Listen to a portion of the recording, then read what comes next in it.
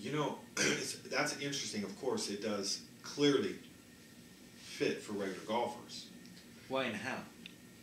Well, I mean, I think something that's really, really unique, and it certainly is for Krank, is that we have had the opportunity to test at such extreme speeds and learning metals and how to keep metals together and not damaging the metal.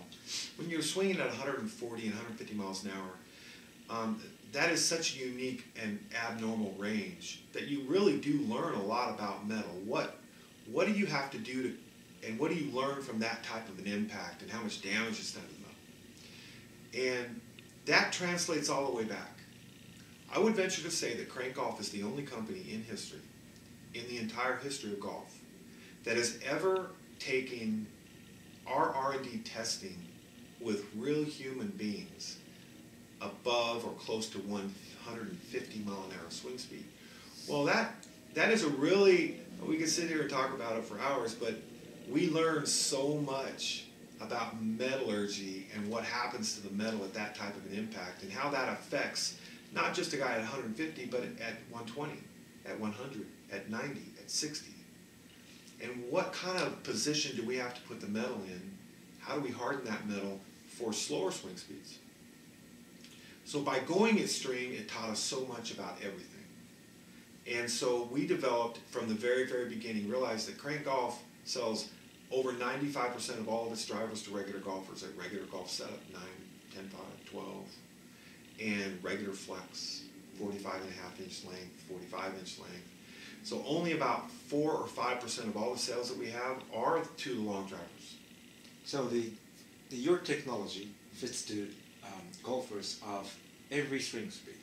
Every swing speed, and that's critical because I've known from the very, very beginning that if you're going to build a golf company, you've got to sell to golfers.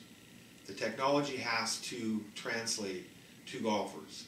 And what we've learned is that by taking 100% forged head, building it effective for the swing speeds that matter, which are the golfer's swing speeds, that we can create the highest smash factors literally in recorded history, and that we conform to USGA standards.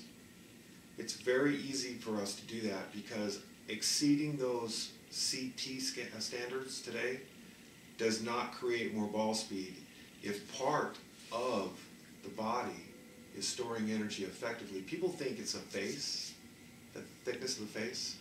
So much more than that. It's the rigidity and the body's storage of energy that releases back to the ball.